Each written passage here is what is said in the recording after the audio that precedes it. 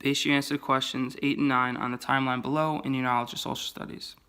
British actions 1750 to 1780 on the top. Colonist reactions 1750 to 1780 on the bottom of the line. 1763, British actions, Proclamation of 1763. 1764, British actions, Sugar Act. 1765, Stamp Act, British actions. 1765, colonial reaction, boycott of British goods by colonists. 1766, Stamp Act repealed, British actions. 1767, Townshend Act, British actions. 1773, Tea Act, British actions. 1773, Boston Tea Party, colonial reactions.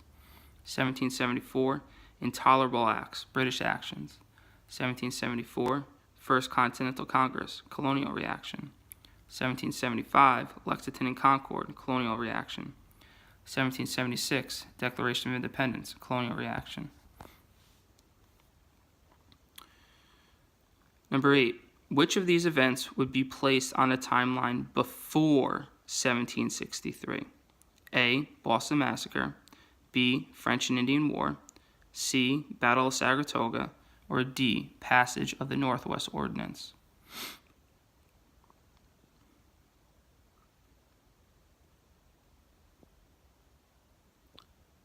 Number 9, which conclusion is best supported by the information on the timeline? A, Britain eventually granted the colonies representation in Parliament. B, only elected British officials had the right to levy taxes. C, Britain's efforts to increase control over the colonies were not successful.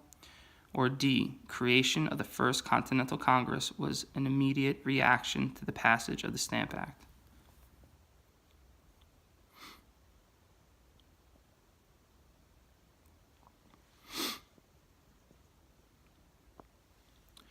Number 10, base your answer to the following question on the following image in your knowledge of social studies. Source, Join or Die, Benjamin Franklin, The Pennsylvania Gazette, 1754. The creator of this cartoon would most likely support which later development? A, meeting of the First Continental Congress. B, passage of the Stamp Act. C, proclamation of 1763. Or D, enforcement of intolerable acts.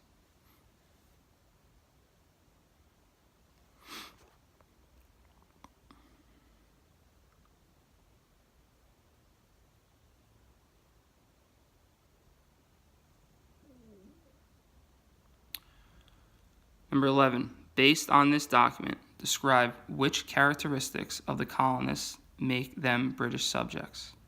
First, the British legislature, as to the power of making laws, represents the whole British Empire and has authority to bind every part and every subject without the least distinction, whether such subjects have a right to vote or not, whether the law binds places within the realm or without.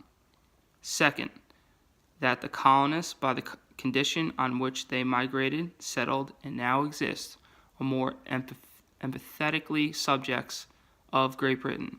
It must be granted that they migrated with leave as colonies, and therefore, from the very meaning of the word, were, are, and must be subjects, and owe allegiance and subjection to the mother country. Lord Mansfield, excerpt from the debate on the repeal of the Stamp Act, 1766. Based on the document, describe which characteristics of the colonists make them British subjects.